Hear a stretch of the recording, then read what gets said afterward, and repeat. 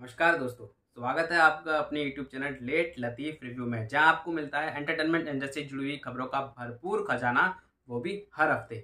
जैसा कि हम आपको गोविंदा जी के विषय की शुरुआती समय की जानकारी गोविंदा फिल्मी सफरनामा सीरीज के पार्ट 1 में दे ही चुके हैं और उसके आगे की कुछ और दिलचस्प बातों की जानकारी आज हम आपको गोविंदा फिल्मी सफरनामा पार्ट 2 के इस वीडियो में देंगे। जैसा कि आप सभी लोग जानते हैं कि गोविंदा जी का जो असल नाम है वो उनकी माताजी श्रीमती निर्मला देवी की ही देन है, जिन्होंने इन्हें सबसे पहले गोविंद नाम दिया था। लेकिन वहां से ये कैसे गोविंद से गोविंदा बने, ये हम आपको अभी कुछ समय में ही बताने वाले हैं। लेकिन उसके पहले एक मजेदार बात उनके असल नाम के अलग उनके पेट नाम को लेकर है, जिसके बारे में शायद ही आप सभी लोग अवगत हों। दरअसल गोविंदा जी की माता जी का हमेशा से ही गोविंदा जी के ऊपर, या कह सकते हो उनके व्यक्तित्व के ऊपर, एक अलग ही असर रहा है। इनकी माता जी श्री कृष्ण भगवान जी की अनन्य भक्त थी और जब गर्भावस्था के दौरान गोविंदा जी इनके पेट में थे, तब इन्होंने अपने कमरे में श्री कृष्ण की बालपन की वो फोटो अपने सामने लगाई हुई थी, जिसमें श्री कृष्ण गोवर्धन पर्वत को अपनी छोटी उंगली पर उठाए हुए नजर आते हैं। और क्योंकि पंजाबी फैमिली में हाथ की सबसे छोटी उंगली को चीची कहा जाता है, तभी से श्री कृष्ण की चीची जैसे ताकत, छोटी उंगली वाली ताकत गोविंदा जी में भी आ जाए, इसी सोच के चलते उन्होंने घर का नाम इनका चीची रख दिया। वैसे जैसा हम आपको अपने लास्ट एपिसोड में वादा कर चुके हैं कि गोविंदा की वो 40 फिल्में जिनको इन्होंने अपने शुरुआती दिनों में साइन कर लिया था के बारे में बताएंगे, तो उस वादे को हम इस एपिसोड में जरूर पूरा करेंगे। खैर, अभी बात करते हैं कि गोविंदा की जिंदगी में किस्मत का अहम रोल कैसे रहा था, क्योंकि यह तो आप सभी को पता हो ही चुका है कि गोविंदा बैंक में जॉब की चाह से कॉमर्स से ग्रेजुएशन किए थे, लेकिन जॉब ना मिल पाने के वजह से ये फिल्मों की तरफ मुड़े। लेकिन जहां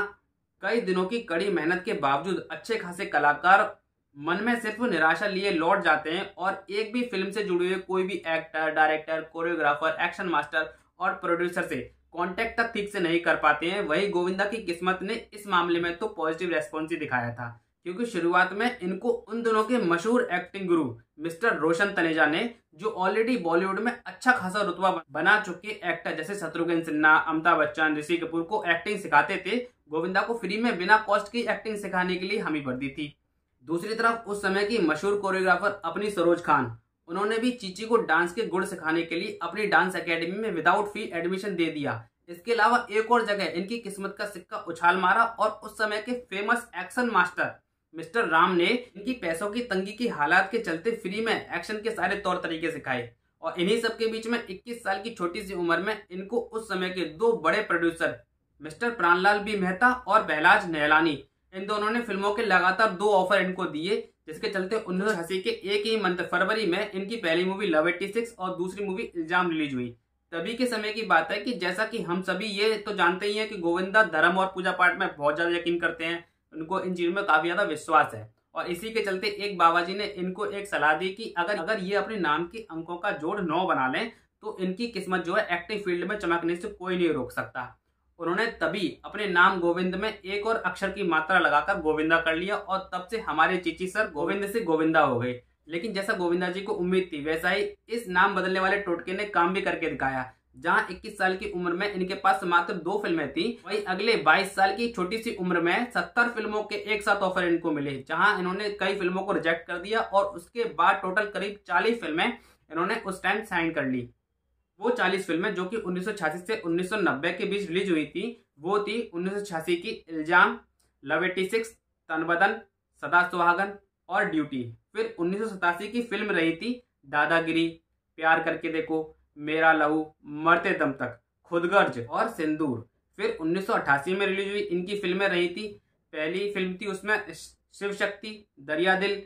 घर में राम गली में श्याम, प्यार मोहब्बत, हत्या, घर घर की कहानी, तो तोहफा मोहब्बत का, जीते हैं शान से, हलाल की कमाई और पाप को जलाकर राख कर दूंगा। फिर 1989 की फिल्में सच्चाई की ताकत, दोस्त गरीबी का, दो कैदी, आसमान से ऊंचा, फर्ज की जंग, गैर कानूनी, बिल्लू बादशाह, जैसी करनी वैसी बननी,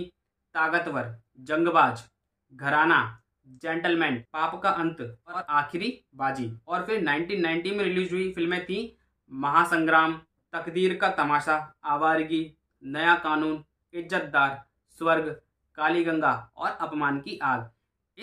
इन सभी फिल्मों में से वो फिल्में जहां ये सोलो परफॉर्मर थे, उनमें से अधिकांश फिल्में बॉक्स ऑफिस पर ज्यादा धमाल तो मचा नहीं पाई, लेकिन हाँ, एक आध दो फिल्मों को अगर छोड़ दिया जाए तो लेकिन इनकी एक्टिंग की धमाकेदार पेशी और अलग अदर डायरेक्टर्स के पास या प्रोड्यूसर के पास इनकी सोलो परफॉर्मेंस की वजह से ही पहुंची थी। तो ये तो था अभी तक गोविंदा की शुरुआती सफर, जहां उन्होंने शुरुआत तो डांस, एक्शन और पारिवारिक एंटरटेनिंग फिल्में बनाकर की थी, लेकिन फिर इसके बाद एक ऐसा वक्त भविष्य में इनका इंतजार कर रहा था जो इनका नाम फिल्मी दुनिया के इतिहास में हमेशा के लिए दर्ज कराने वाला था, जिसके बारे में हम आपको इस सीरीज के नेक्स्ट पार्ट में खुलकर बताएंगे। वो कौन शख्स था जिन्होंने इनके इस सफलता में मेन अहम रोल निभाया था और ये कैसे उनसे मिले। इन सब के अलावा भी बहुत कुछ अभी गोविंदा जी के बारे में बाकी है, तो वो सब जानने के लिए आपको हमारे चैनल पर बने रहना पड़ेगा और चैनल पर बने रहने के लिए आपको चैनल को करना पड़ेगा सब्सक्राइब। तो सब्सक्राइब किए, साथ में नोटिफिकेशन बेल को दबा दीजिए ताकि हमारी नोटिफिकेशन